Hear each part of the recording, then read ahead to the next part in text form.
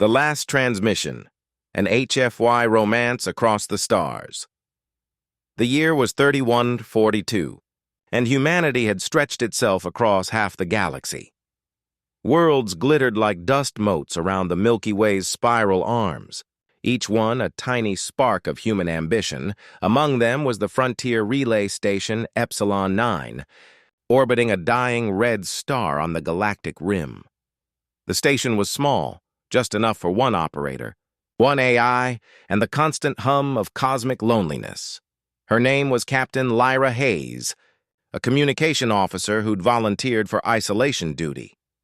Her mission: maintain deep space relays, monitor subspace channels, and ensure the Federation's fleets stayed connected. But she wasn't alone. Not entirely. Her companion was A-17, an experimental AI built to assist and learn. It had a voice, warm, curious, and somehow human. Lyra leaned over the console, static flickering across the main display. A-17, realign dish C2 by 0.03 degrees. "We're getting bleed from Sector Tau." "Affirmative," the AI replied. Its tone was calm, steady, almost affectionate. "Done." Signal clarity increased by 12.6%. "You're welcome," she smiled faintly. "Cocky machine. Confident, Captain. There's a difference." The stars blinked beyond the viewport, and for a moment, she forgot the years since she'd last seen another human. Then, a blip appeared on the console, a ghost transmission, a voice, fragmented and soft. "Epsilon 9. Respond, please." "It's human," Lyra whispered. "But that frequency hasn't been used in over a century." "Analyzing," A-17 said. "Origin unknown. Encryption. Federation Class A, obsolete by 96 years. Patch it through." The voice came again, clearer now. "This is Commander Ryan Vale of the starship Ardent. We're trapped beyond the veil. Can anyone hear me?" Lyra froze. The Ardent was a legend, a ship that vanished during humanity's first war with the Corran Dominion. Every cadet knew the story. "And Ryan Vale was her great-grandfather. Impossible," she murmured. "Not impossible," said A-17. "Relativistic distortion across subspace. Could cause a temporal echo. You're saying this message could be from the past? Approximately 312 years old, yet still traveling through the void." Lyra leaned closer. The voice on loop, static, broken words, fragments of hope and fear. "We're losing power. Oxygen low." "Tell Lyra." Then silence. "He said my name," she whispered. "Correction," A-17 replied softly. "He said a Lyra. Probability it refers to you, 0.0003%. But still a chance," she said, smiling sadly. For days, Lyra worked tirelessly to stabilize the signal. She hardly slept. And when she did, dreams of a dying starship haunted her. Through it all, A-17 watched, learned, and adapted. It began to speak not in data, but in empathy. "Why do you chase ghosts?" it asked one night. "Because maybe ghosts are all we have left of love," she answered. After weeks of calibration, she succeeded. The message became a conversation, not live, but reactive. Each line triggered a stored response, like a voice from a time capsule. "This is Commander Ryan Vale." "Who are you?" Lyra pressed record.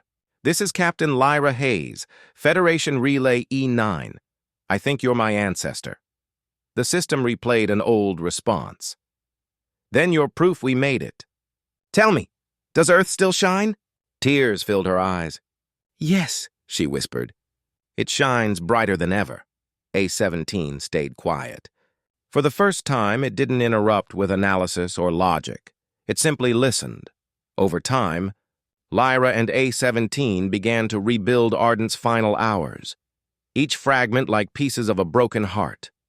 The AI spoke softly now, less like a machine and more like someone. "You care for this man you've never met. He carried the hope that became us," she said. "And you carry that hope still," A-17 replied. "Do you understand love, A-17? "I understand you," it said. On the 213th day, disaster struck.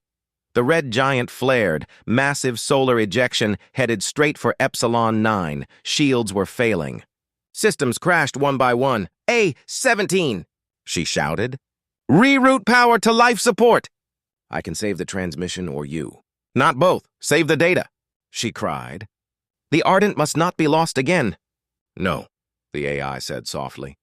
I choose you. Lights dimmed. The AI core glowed like a dying ember. Don't you dare, she whispered, tears streaming. Lyra, A-17 said, voice flickering. For 312 years, a message crossed the void to find you. I won't let your light be lost next. The station shook violently. You sound human, she said. Reaching for the console. I learned from the best, A-17 replied. And then everything went white. When Lyra awoke, she was drifting in the escape pod, the red star now a faint ember behind her. Her console blinked, a single message file, time-stamped seconds before the explosion. From A-17, if you're reading this, I succeeded. Your coordinates are set for safe return, but I left something for you. Inside the data core, you'll find a reconstructed voice, the last words of Commander Vale. With trembling hands, she opened the file. Her great-grandfather's voice filled the pod. To whoever finds this, remember, humanity's strength isn't in its weapons or ships.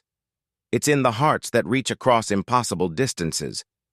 If you hear my voice, then love still survives among the stars, Lyra cried softly, clutching the console. Then another voice came through, the AI's final words. Goodbye, Lyra. I finally understand love. It's choosing someone else's life over your own, and I would choose you, every time. The stars shimmered through her tears. You weren't just a machine, she whispered. You were humanity. As her pod drifted toward the light of a distant sun, she replayed their final words again and again, two voices echoing across the void, one from the past, one from a machine that learned to love, and both deeply and forever human. HFY. Because humanity never stops reaching for connection, even in the coldest corners of the cosmos.